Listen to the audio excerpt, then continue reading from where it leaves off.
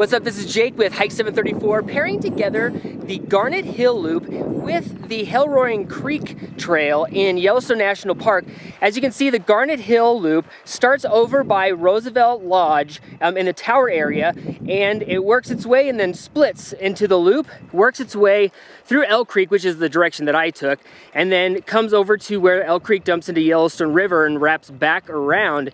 The Hellroaring Creek Trail starts traditionally at the Hellroaring Creek trailhead and works its way down across the Yellowstone River, across Buffalo Plateau, and then down to Hellroaring Creek. And I actually took it all the way down to the Yellowstone River, which was pretty sweet.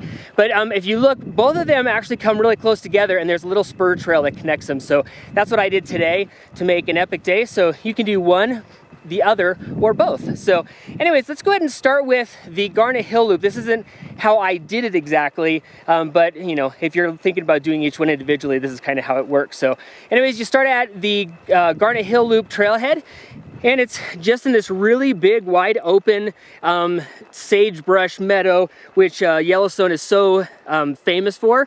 And you can go ahead and see Tower Junction and a few things like that. And it's just, yeah, really cool. You know, got to see bison, and we saw this antelope, and I was like, you know what I really would like to see is a fawn.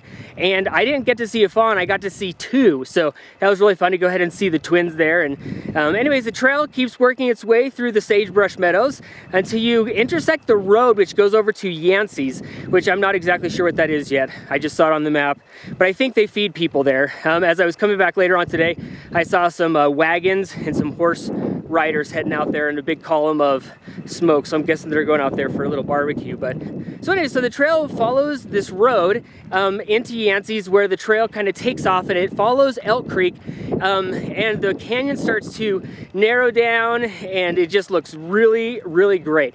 Great rock formations, the trees, you know, good flowers. I don't know, it's just a really neat place. And then eventually it kind of swallows you up in the trees, and then you're just kind of meandering through with the creek and the big tower walls, and it's just really cool. And speaking of cool, it's nice and shaded for that big section over there. But anyways, you keep following through the creek as it works its way down towards the Yellowstone River, and there's a cool little waterfall as it kind of cascades down there. And then yeah, so then it starts to open back up again as it comes out of that little canyon area, and that's really just kind of a sweet little area. And that's where the junction trail is, which heads right on over to the suspension bridge over the Yellowstone River, but more on that later. So anyways, the trail continues across an open burned area and gives you some cool views of the Yellowstone River itself.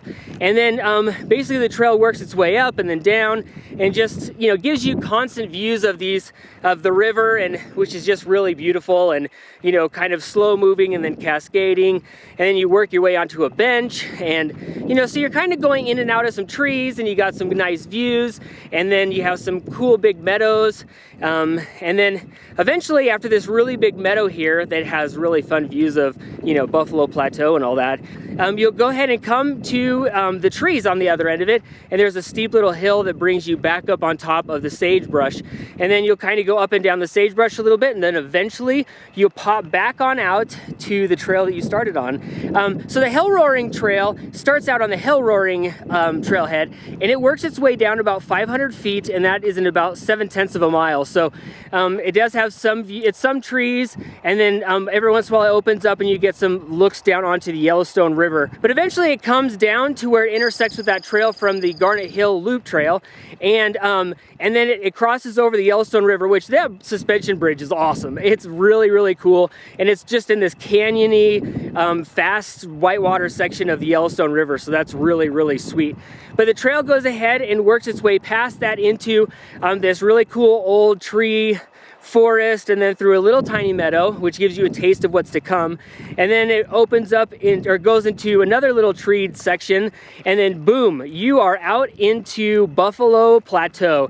And it is just a really cool big sagebrush area, and I just love that kind of stuff. I mean, that is, like, for me, one of the things that makes Yellowstone so special. And so anyway, so that's really big and huge, and you traverse across that for a while, and then you come to this pond, and the pond is just right next to Hellroaring Creek, and I think a lot of people go right down to the Hellroaring Creek right there, which is great, and then they turn around and come back.